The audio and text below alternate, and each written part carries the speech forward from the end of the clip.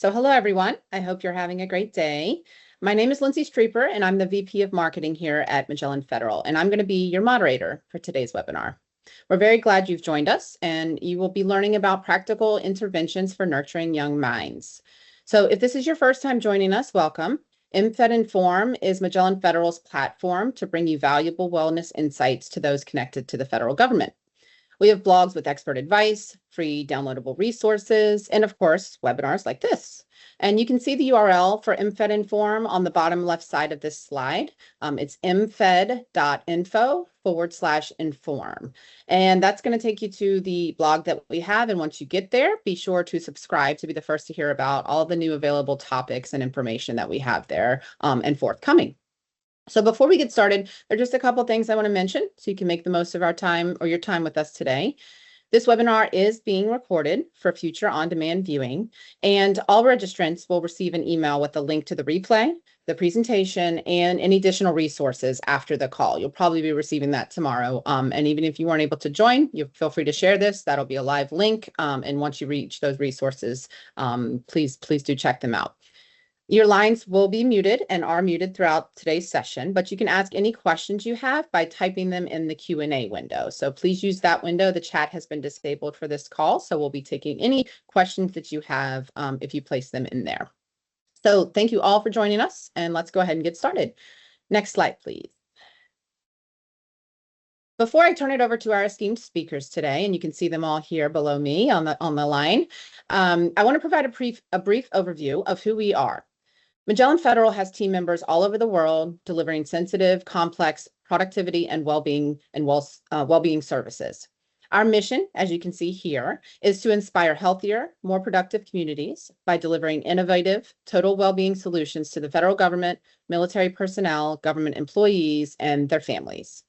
And we deliver these services in areas such as mental health and substance abuse, family support, fitness for duty, workplace wellness, performance coaching, and of course, family counseling, as you'll hear more about today on this call. Next slide, please. Here are our 4 experts who will be speaking on our SEL topic today. They are from our military and family life counseling team. They're Paul Taraborelli, Melinda Gill, Lisa Jennings, and Marisol Weston. And you can read their full bios on our event website. Next slide. They are going to be covering the following topics: introduction and overview of using SEL core components when counseling young children, child and youth behavioral military and family life counselor work with young children, implementing sign language into counseling interventions to promote healthy SEL, the role of environmental and social emotional climate in SEL, and of course, we'll also leave time at the very end for any questions and we'll answer any questions that you may have. So do make sure you put those into the Q&A in your window. And with that, I will turn it over to our first speaker, Mr. Paul Taraborelli. Thank you so much, Lindsay. And good morning or good afternoon, wherever you are in the world today. Today, I hope to share the basic foundations of social emotional learning theory, how counselors or other trusted adults working with and supporting children can integrate the core components of social emotional learning when they are engaged with young children by providing a positive, supportive experience to build on the children's overall emotional skills and intelligence. Next slide, please. There are 5 core components to social emotional learning here on the screen: self-awareness, self-management, social awareness, relationship skills, and decision-making. Let's take a minute to talk a little bit more about each component specifically when it comes to young children. Self-awareness for young children is recognizing emotions and thoughts, identifying basic feelings and emotions by name and how those emotions may feel for them, understanding how they affect them, like physically, their heart may speed up or they can't stop crying right away, how they may act or react to different emotions. Some emotions they might want to be left alone, others they may want to hug, and still others they may want to talk to somebody. And identifying and building on personal strengths young children may have already developed. Self-management for young children means learning about, building on, and using age-appropriate coping skills and the ability to express their feelings and emotions. For young children, this can look like building and starting to develop impulse control skills by in such ways such as turn taking, sharing, and basic problem solving. Social awareness for young children is when young children start to understand how others feel, showing empathy to others and accepting empathy from others, especially outside the family unit, as well as seeking support from other adults and children outside of their immediate family. For young children, the core principles of relationship skills are communicating, which of course is that expressing of both feelings, thoughts, and their own ideas with others, cooperating, developing problem-solving skills, learning how to share and take turns, and move from solo play to cooperative play, and completing a task or an activity with peers where everyone plays a role in creating or accomplishing that goal rather than one person completing it or being responsible for it. And the overall importance of learning about building and maintaining the basic foundations of what a positive relationship with others are, especially outside their immediate family. Lastly, decision making. For young children in this area, they are working on developing the baselines of respectfulness and kindness when deciding to do something. As young children grow and develop, this will further branch out to more ethical decision making and considerations of others' needs over individual needs. Next slide, please. The importance of integrating the 5 core social emotional goals into any kind of counseling or consultation work or just overall day-to-day support of social emotional skill development with young children are that it can help build trust and self-esteem for a young child. It can create a safe space to explore feelings and stop building emotional intelligence. And by offering childhood choice when engaging young children, adults can help in decision making and starting to skill build around impulse control, as well as basics to cooperative relationships between both children and adults. When looking at young children in their social emotional development, we should always remember and acknowledge the importance of adult-child dyads in their lives. It is important to also be reaching out and working with these adults who are in the young child's life. When you are working with other adults in a child's life, reinforce and provide anticipatory guidance around the importance of developing social emotional skills and the importance of how that helps in their overall growth and development. Share with adults that some type of basic predictability within a young child's life is very important for the overall development of self-regulation and coping skills.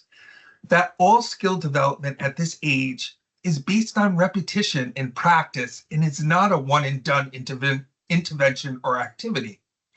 Also, there can be regressions of some skills at times, but often it's not a permanent situation, in that we all may have to go back and reinforce the use of skills that may have been lost. Lastly, reinforcing with others who are present within the child's life that we all have the ability to be part of building the strong foundations of a young child's future social emotional wellness as they grow and learn. Next slide, please. As adults working with young children, we have the opportunity to help positive childhood experiences within a young child's life, which can offset the effects from adverse experiences a child has experienced or may be facing. As trusted adults, we have the ability to model healthy adult-child relationships and expectations, provide safe and predictable childhood experiences, and nurture and support overall skill building and the use of these skills in their life to support and promote their overall well-being. At the conclusion of this webinar, we will be sharing some resources with those of you who are attending this webinar live. We will provide a summary of the 5 core components of social emotional learning, some ideas on how to individualize interventions for young children to build overall social emotional wellness, and some social emotional learning books that you can incorporate that we recommend you use with children. Now, I would like to pass the conversation over to Ms. Melinda Gill to share a little bit more about how Children and Youth MFLAC support social emotional learning with young children who are military connected. Thank you, Paul. I am Mel Gill, and I am a regional supervisor with the Military and Family Life Counseling Program. And I'd like to tell you a little bit about what MFLACs do in this context that helps to families and children build the social emotional learning goals that they have. Next slide. So in helping develop those 5 core SEL skills with non-medical counseling, MFLACs also use multiple tools and multiple characteristics. So we have the same tools that clinical counselors and therapists use, but we use them in a non-medical way. And we do this by bringing on board some characteristics and aspects of work that other counselors may or may not be free enough to do. And the first of these is flexibility. MFLACs have the flexibility to choose which tool will work best with each participant. They can work individually with a participant or in groups. MFLACs can also work in consultation with staff. They also support parents, or they can work with the family. Individual work with participants can happen through self-referral or faculty staff referral and focus on improving the identified aspects of functioning. So although MFLACs are qualified and credentialed to independently practice mental health treatment, MFLACs have a non-clinical scope of practice such that they do not provide medical counseling services to address a diagnosis. Rather, they work with service members and their families on problems particular to the military community, such as deployments, work-life balance, financial stressors, frequent moves. When a diagnosis is present during the course of their work with participants, they can make a referral to a more intensive service. So I'd like to tell you about an example from my own experience as an MFLAC. I was supporting a baby and me group at the library on post, and Mom and Hunter, who was aged 18 months, would come regularly. And Hunter's self-regulation skills and self-expression skills were low for that age. And as I supported Mom and Hunter in participating in the every week program that was very repetitive, Mom became more and more open about her struggles to build Hunter's skills. One day I said to her, "It must be so hard on you to try to reach Hunter and teach him these skills, and for him to be so frustrated by that." That simple comment opened the possibility for her to express her needs, and as I listened, she came to the realization that more help was needed. And then I was able to explore with her the possibilities of working with a military community support program like the Exceptional Family Member Program. Slide 2. Next slide, please. So MFLACs can work formally and informally with participants. They can join children in play and provide mirroring and skill building practice. They hold small groups, either scheduled or on an impromptu basis in this way. So it's by being aware of meeting people where they are that MFLACs can be opportunistic. When they see an opportunity to promote skill development or to support problem solving, they have the flexibility, the professional boundaries, and the situational awareness to maximize the effectiveness of a problem-solving approach. MFLACs do not maintain records of services. They preserve confidentiality except when doing so endangers the well-being of a participant or other person. If child abuse, domestic violence, or suicidal or homicidal thoughts are present, or if there are illegal activities reported, INFLACs follow a protocol to keep the participants safe and parents aware. To work with children and care providers, INFLACs have a non-traditional, short-term problem-solving focus that allows for brief support and facilitation while service members or their families solve the problems that come with a military service commitment. INFLACs maximize support of service members and their families by being visible and available where service members and families are, on or off post, in schools, and in child development centers. It is in this context that INFLACs practice situational awareness and opportunism. In facilities like schools and child development centers, they are in classrooms to provide support or assistance as needed. INFLACs are considered guests at the facility, and they're available to consult with faculty or staff or to work directly with children and families. They provide psychoeducation through presentations, small groups, and individual consultation with staff and parents. I want to tell you the story of Minnie. Minnie was a pre-K student, and mom was a soldier going through a divorce at the same time that Minnie was starting pre-K. So Minnie was struggling to play with children and play with others or to share. I was able to consult with mom and the teacher, as well as to meet individually with Minnie. I worked with her on her skill set by practicing skills alongside her in her classroom. Mom was able to take the piece of reassuring Minnie regarding the family losses, and the teacher was able to structure the room such that Minnie was very close to the teacher during group or class work. All of this combined to make Minnie more able to share with her peers and play cooperatively. INFLACs provides small group experiences around the topics that matter most to parents, teachers, and students.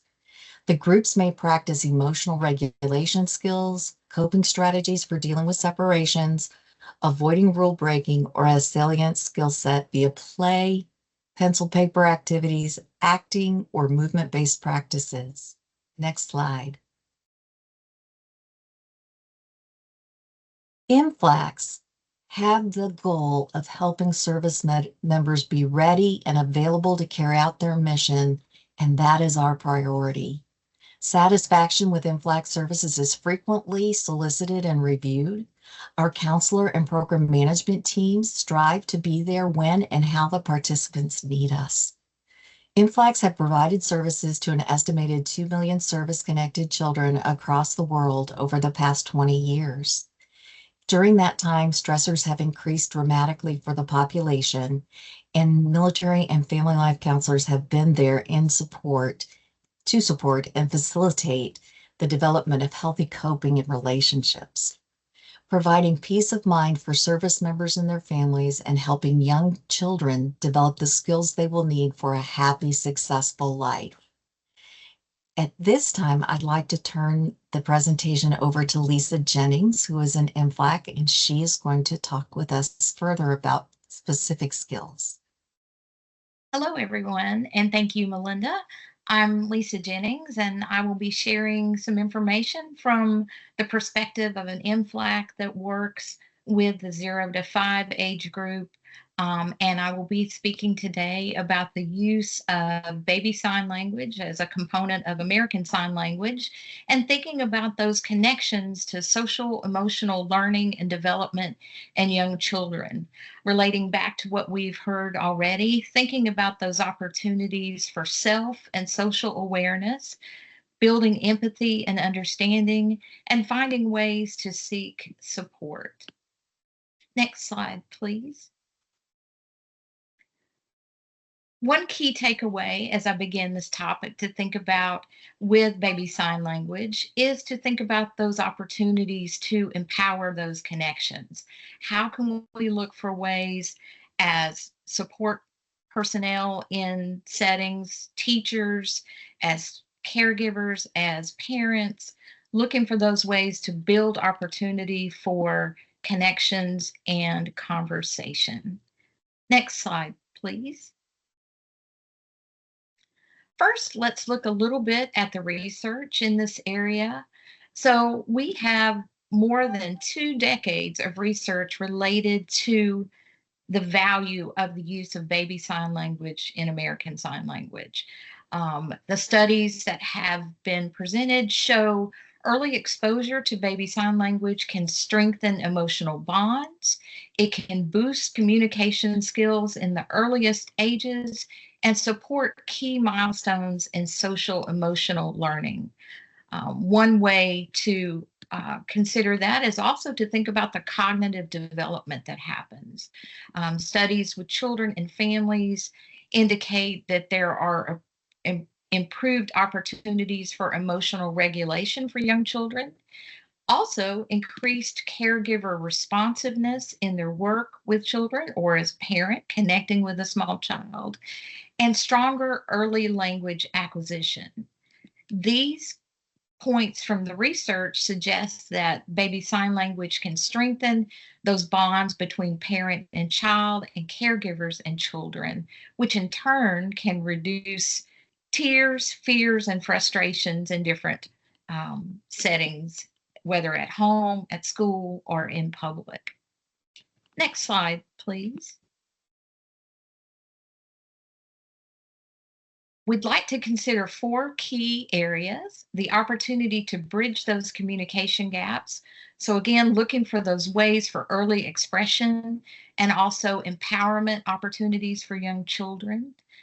Promoting that social emotional development. So reducing the frustration in interactions with peers and with caregivers, and building confidence for young children, giving them a chance to not only become self-aware, but be able to express their needs. And baby sign language has an opportunity to support language development, preparing for verbal language and enhancing understanding. Anywhere in the 4 to 6 month age range up through the preschool area. Caregiver child connections can be supported through emotional regulation and the language development. And sign language can give children socially appropriate ways to express their needs and strengthen those connections, which in turn reduces problem behaviors. Next slide, please. So what I'd like to share today are just some basics of signs. There may be people in the room that are very familiar with this, and we will have some resources with some expanded signing opportunities, but these are some basics to really think about if you want to incorporate this into your practice or in your work with small children or in your home. Babies are attention and engaging with their world. The sign language opens those opportunities to share their world as early as 4 to 6 months. And those opportunities can continue to allow the child to build skills through preschool age children, which in turn can strengthen those connections between peers and ease those transitions in classrooms and at home. The signs that I'm sharing today are some very basic ones that we use quite a bit in the CDC. So eat, more, all done, and then bed or nap. Those are very key functions in everyday life as well as in a child care setting. Next slide, please. So here's the symbol, and the resource that you'll be receiving after the webinar today will have all the symbols and the teaching tools around this. But one thing to think about as we look at these different signs is many of these are associated with mealtime, but there's an opportunity to carry that sign and that knowledge beyond the mealtime setting.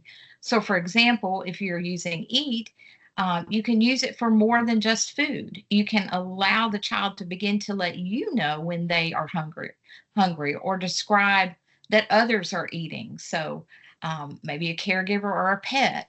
Are you ready to eat? Look, the dog is eating his food.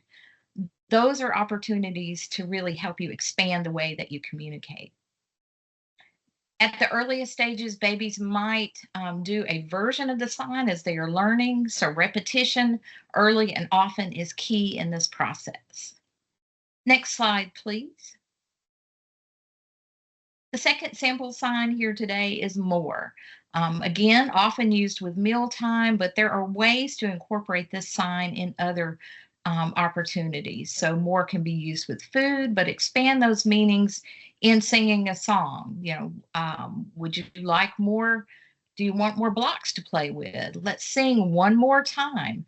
This gives you an opportunity to really expand how we think about things we would like to do and how a child can share those things with a caregiver or a parent. Next slide, please. All done, very familiar one, maybe an opportunity to express the activity and also give the child a chance to say, I'm all done. I'm finished with an activity, I'm finished with a meal or a snack. And there are ways also, again, to carry that out beyond the mealtime. So giving a child a chance to express when they are finished with something, which we all know if we can say that, verbalize that, or express that in some way, it can reduce frustration related to a particular activity. So you might say, are you all done? Or bath time is done. So incorporating both the visual sign as well as the verbiage to go with that. Next slide, please. And the last sample sign we'll share today has to do with nap time or bed, a very simple sign where you turn your head to the side and place your arms near your face, and that just signals, hey, I'm feeling tired, or the baby or child can begin to express that, and let them give some opportunity to say, this is how I'm feeling and how I would like to transition to the next thing. It's also an opportunity, again, to go beyond the basic sign and think about how to share that around others. Maybe the pet is sleeping, or are you feeling sleepy or tired? Or you may be looking at a book with a young child and say, are the children sleeping in the book? So a way to really expand that conversation. Next slide, please.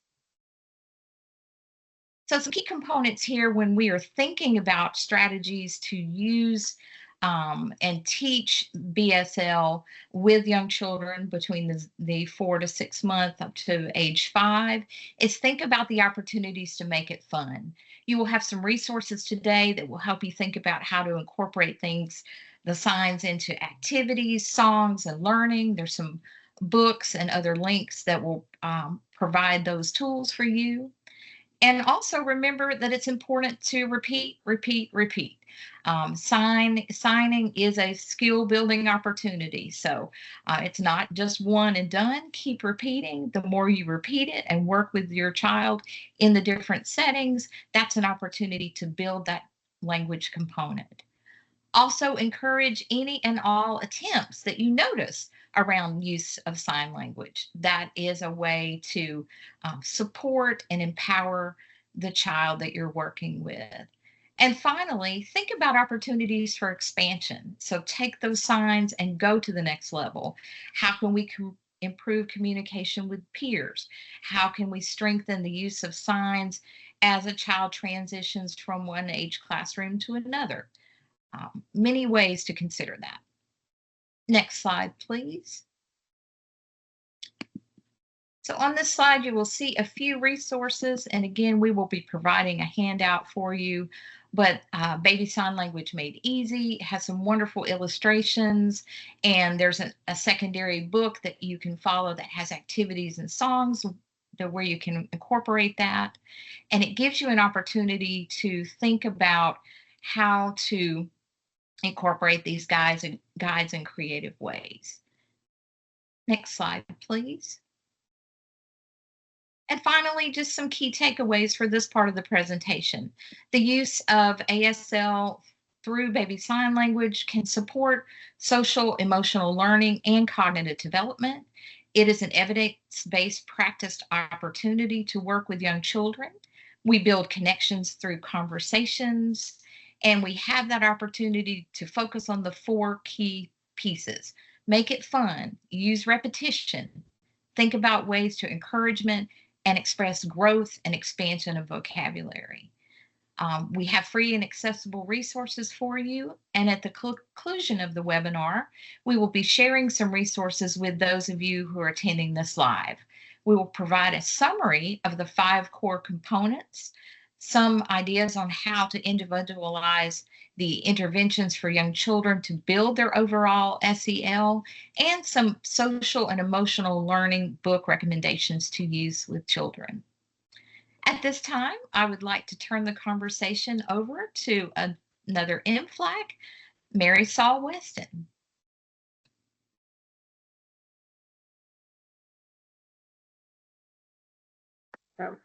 Hi, my name is Marisol Weston, and I am an MFLIC, or a Military and Family Life Counselor, in the Child and Youth program.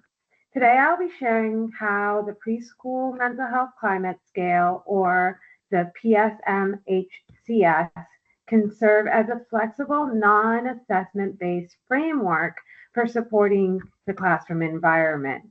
Our goal as an early childhood counselor work collaboratively with educators, providing strategies that support emotional safety, strong teacher-child relationships, and resiliency in young learners, especially those that are connected with military-connected families. Next slide. Okay, so early childhood is a critical time for brain development, emotional growth, and social learning. The classroom climate, how safe, how calm, how connected a space feels, shapes how children learn and behave. For those military connected children who may face stressors from relocation, parental deployment, changes in routines, classroom stability becomes even more important. As MFLEX and early childhood counselors, we're uniquely positioned to enhance that emotional safety in those spaces. We support the caregivers and the educators who shape those daily experiences for those children. Next slide. So educators in early childhood settings are managing a lot.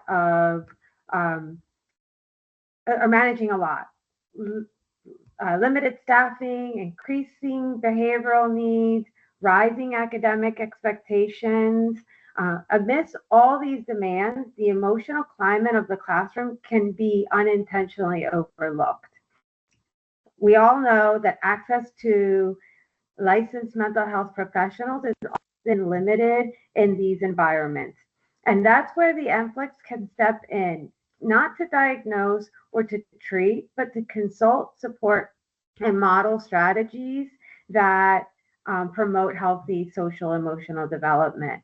By focusing on the classroom as a whole, rather than the individual children, we maximize our impact. Next slide. So as we heard earlier, our goal as MFLEX is to bridge what we know from mental health practice with what's happening in everyday classroom. Using principles from the preschool mental health climate scales, we provide medical strength-based support to those educators. That might look like observing classroom dynamics, offering strategies to help in transition, or helping staff reflect on how their own emotions impact teaching. This framework allows us to approach classrooms holistically, supporting both the educators and children without disrupting the daily routine. Next slide. The preschool mental health climate scale highlights several areas that impact classroom emotional health. Transitions between activities, clarity of the rules and the directions, staff emotional awareness and collaboration, child interactions and emotional coaching. As MFLEX and early childhood counselors, we can offer tools such as visual cues, and to support smoother transitions. We can provide reflective questions to guide teachers and teacher insight, and model warm and responsive interactions. For example, asking how do you think children respond, or how do children respond when there's a sudden shift in the activity, can help teachers recognize stress points and adjust their approach. We can also show how to greet a child warmly, or how to use an emotional chart to coach children through conflicts. These micro moments, they make a major difference. Next slide. I think I'm behind a slide, or up a slide. Can you go to the next slide? There you go. Okay, so many early childhood programs already use what's known as the Eckerts, the early environment scale, as a guide for classroom quality. The beauty of using the preschool mental health climate scale as a consultation tool is that it complements what they're already used to, the Eckerts. Both frameworks prioritize child-centered, emotional, supportive environments. By speaking the same language as the educators, using terms and expectations they're already familiar with, we build trust and we ensure that our strategies are both practical and sustainable. We aren't asking them to adopt something new, but rather reinforce and deepening what they've already striving for. Next slide. So when we apply the preschool climate scale principles in a classroom consultation, we empower educators to create emotionally mature, nurturing spaces where children, especially those military-connected children, can thrive. Our presence as NFLEX and early childhood counselors build educators' confidence and child resiliency. To deepen this work, I encourage you to refer to the handouts that you'll be receiving at the end of this webinar, which explore tools like the Eckerts, the preschool mental health climate schools. It also will have resources from DeVoe Early Childhood Assessments. DCAC is a strengths-based assessment and planning system designed to promote social and emotional development for young children, infancy through the age of 5. It helps early childhood professionals and families identify protective factors and also areas needing support, enabling strategies to foster resilience and mental health. We can also, you also have information on the Center on Social and Emotional Foundations for Learning, or SEL. That's a national resource center funded by the U.S. Department of Health and Human Services. And its focus is to promote social emotional development and school readiness for young children. The National Center for Pyramid Model Innovations is another resource. The pyramid model is a framework used to support the social, emotional, and behavioral development of young children. It's managed by the National Center for Pyramid Model and Interventions. It offers a tiered approach, universal promotion. So it's targeted promotion, individualized interventions, and so on. And it's to help early childhood program implement evidence-based practices that support all children, including those with challenging behaviors or disabilities. Lastly, 0 to 3, the National Center for Infants, Toddlers, and Families. It's a nonprofit organization that works to ensure that all babies and toddlers have a strong start in life, and it provides research, training, and resources for professionals and families to support healthy development in the critical years, 1 to 3. These organizations provide evidence-based tools and frameworks that align beautifully with what we offer as behavioral consultants. Thank you for the work you do and to support children and families every day. Thank you so much, Marisol. We are moving into the question and answer portion of the webinar. So I am going to bring everyone back on screen here and allow you all to ask any questions of the full group here. You can use that Q&A button at the top of the Teams window to just drop in there, and we can take your questions. You can go ahead and close the presentation so we can see everybody nice and fully on the screen. Perfect. And just don't be shy about asking any questions of our professionals here. We'd love to hear any follow-up. And while you're thinking on your questions, we do have a couple that were pre-submitted with some registration. So I will go ahead and kick us off with those. One attendee wants to know, how can I better manage behaviors in a classroom setting? I'll start off with that, Lindsay. Thanks. A lot of the information that we presented today and some of those resources are really looking at that foundation of being conscious of how to integrate the 5 core components within your classroom. And you can do it in a lot of different ways, between teacher-directed activities or child initiative play, as well as how you set up your classroom, such as having a social emotional corner or space where children can select to go to help self-regulate themselves if they seem to be worked up. It's not a timeout space. It's a place where they can go and either take a minute to take some time, reinforce that area with maybe books, visual cues about feelings, ways to calm down, to take 3 deep breaths and things like that. Again, as we've said in throughout this webinar, it's all in it's at this age, it's constant practice. It's all about repetition and working that into where it needs to be done, and where you have those opportunities to bridge between what's going on in the classroom and then what's going at home by the adults who are supporting or managing behaviors that a child may be presenting.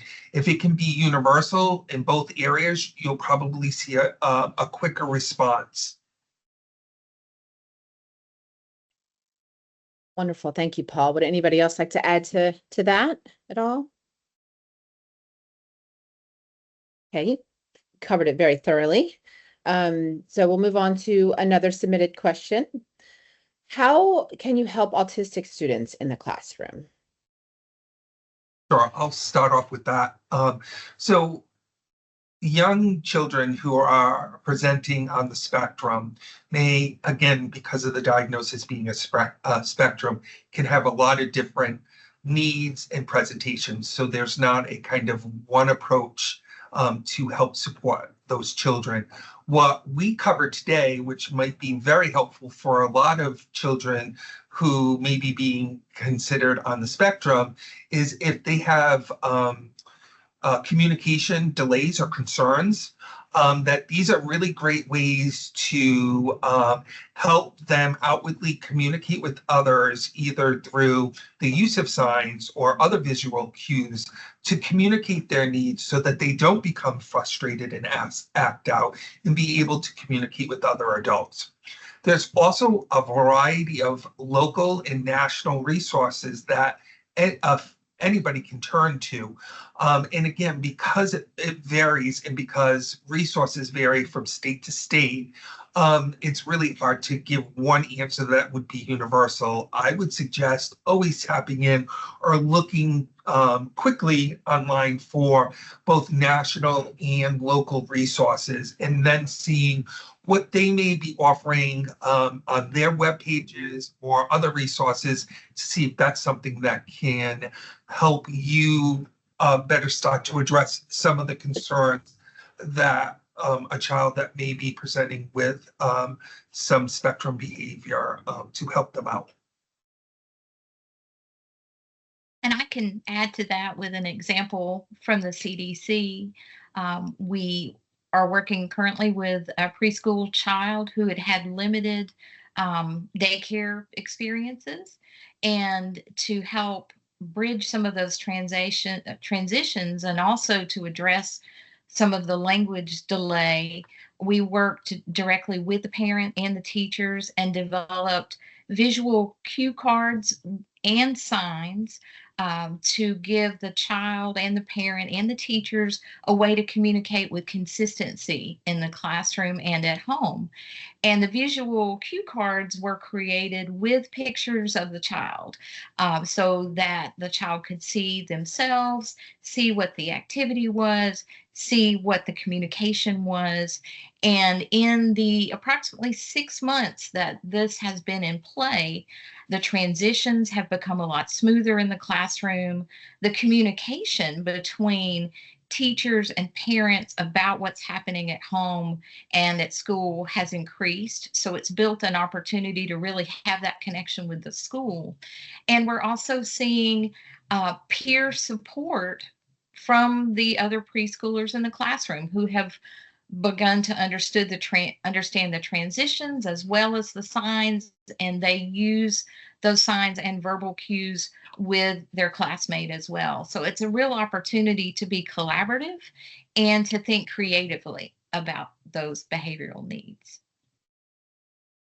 Great addition, Lisa. Thank you. Another one of the questions that came in, it was discussed that MFLACs can hold groups for parents. Can you speak a little more on how a CDC MFLAC might go about implementing this? I find it difficult to initiate things like that without stepping out of my role as a guest in the facility.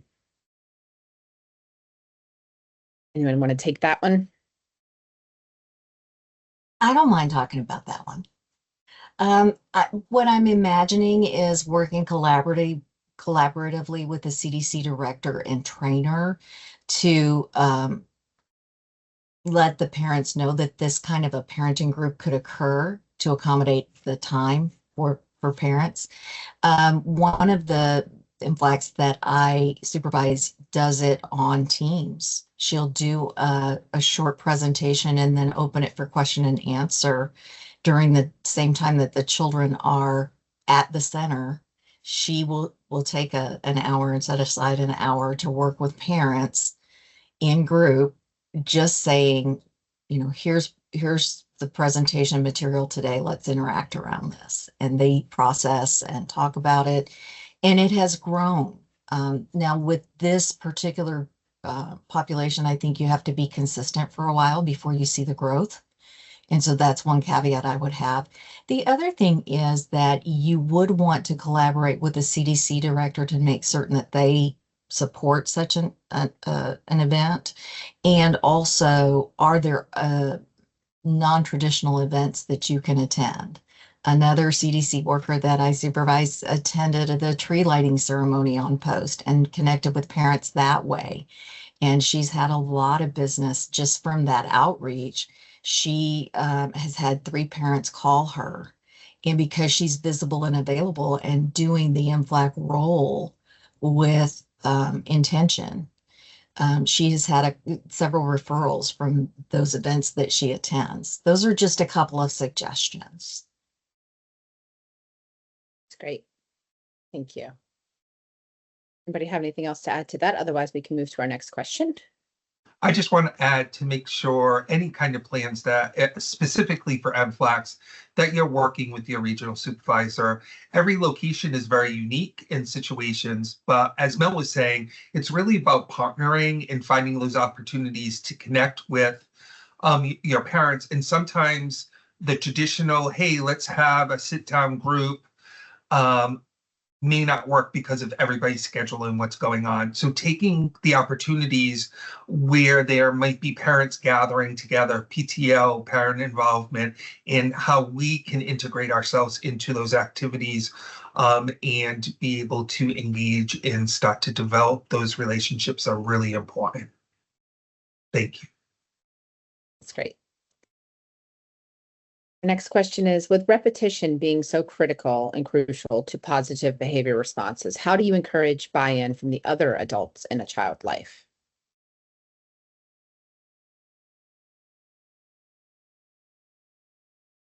I think that's a great question, and I could speak specifically in thinking about parents that I've worked with, and also the connection with grandparents or other primary caregivers that may come in and out of the home. And it's about that communication and conversation about what is the goal? How do we best want to support the child or children? And these are ways that we are working with our school, with our caregivers outside the home to strengthen the way that we communicate. And with baby sign language in particular, maybe focusing on the opportunity that the repetition can be fun. It's a different way of learning, has a little bit of a learning curve to it, but it can offer an opportunity to kind of strengthen and open up those ways to communicate.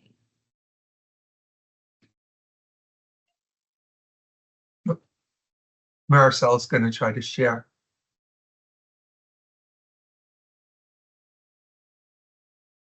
You can't, oh, okay, you can't come off mute. Also too, I think especially for young children, and again, we're talking that repetition piece of it. I think for adults, especially when our lives are extremely busy, no matter if it's at home and you're juggling everything that is at home that comes along with raising children, running a household, making sure that all the relationships, no matter if it's with your partner, with extended family, your own children, all of those demands can be really hard. And when we say repetition, that sounds like it's almost like that whole thought of, oh my God, I'm taking on this new exercise plan. So that means that I'm going to have to do this for this long period of time. And if it's something that I don't really want to embrace and do, it's going to be very hard to do. So I think just being able to sit there and highlight when you can do it and when you can practice and be mindful is very important. And also within the classroom or early childhood setting, remember and understand everything that may be going on in that classroom, and understand that we are here as a consultation to offer suggestions. It's almost kind of like a buffet. If they want to take from the buffet and it looks like it's something to speak that speaks to them, they may do that and put it into place. If it's something that's not appealing to them, we can't make them do it. We can only highlight what we think may be helpful. And they may have to think about it, and they may want to try something else, and then they may circle back to us and ask us to talk about it again. But just being in mind, just because we offer a suggestion or an intervention doesn't mean that it's mandated that somebody needs to do it or implement it. All we can do is offer that. Just very quickly, I wanted to add that as parents, a lot of times, reaching out to them and speaking to them as they are their experts. They know these children. And oftentimes, children have similar behavior, similar concerns, similar social skills as their parents may have had in the past. So really connecting to them, is this something that you struggle with? Oh yes, I remember being very much a worry ward at home. Well, what works? What works for you, right? And then empowering them to provide that skill, because ultimately, if their children can learn their skills from their parents, that's going to resonate the most, right? And that's that reciprocal relationship. We're just here to support them. I love that. Great addition, Marisol. Well, I think we can get to our final question in the queue here. How can we incorporate SEL with differently abled students? Anyone want to That's a great start there? question. Yeah, that's a great question. So when we're looking at, of course, we always want to look at where our children are developmentally. So we're not as we all know, not sit there and say, okay, this child is this chronological age, so this is what they should be able to do. To really look at where their skill set is presenting, and then what may be the next steps or the next goals for them. And each child is different. So if there is a child who is making those is presenting with some delays, having those realistic next steps, and those next steps or goals shouldn't be age related, should be developmentally related. So that's what we want to build on to make them the most successful at that time. Sometimes we have adults who are very concerned that if they don't get it in a very quick time, then they're going to be constantly behind. And at this point in time, what we really want to do, especially for young children, is really start to introduce that, but also set them up for possible success by making sure that we're giving or we're recommending appropriate, developmentally appropriate next step skills rather than age-related or developmentally age-related skills that people may want to see from them. Great suggestions, Paul. Okay, well, we were able to get through all of your questions. Thank you for asking such engaged, wonderful ones. Hopefully we're able to pick up something today. Why don't we bring back up that landing slide so we can show you where you can find the resources that the team mentioned today. And so as that's coming up, let's bring it back on the screen here. There we are. So on the left-hand side was a survey for today's presentation. We'd love to hear your feedback. If you use your QR code, you will also get a link after this call. Will probably come tomorrow. And the QR code on the right will take you to the MFED Inform landing page. So we'll actually have the resources up later today. The email will probably not be coming till tomorrow, but if you're an eager beaver and want to get those resources they were talking about, they should be available later today on that MFED Inform website, and would love to, have you read through a lot of the resources we have there as well. Some of the team members on the call have things in queue we're about to publish, so would love to get you guys subscribed there so that you can be the first to know when those wonderful resources come out as well. So, thank you for taking the time today. Look forward to you joining our next webinar, which will be in September sometime. So stay tuned for that. And have a wonderful rest of the day. And thank you to all of the speakers. Hopefully you learned something. Bye all.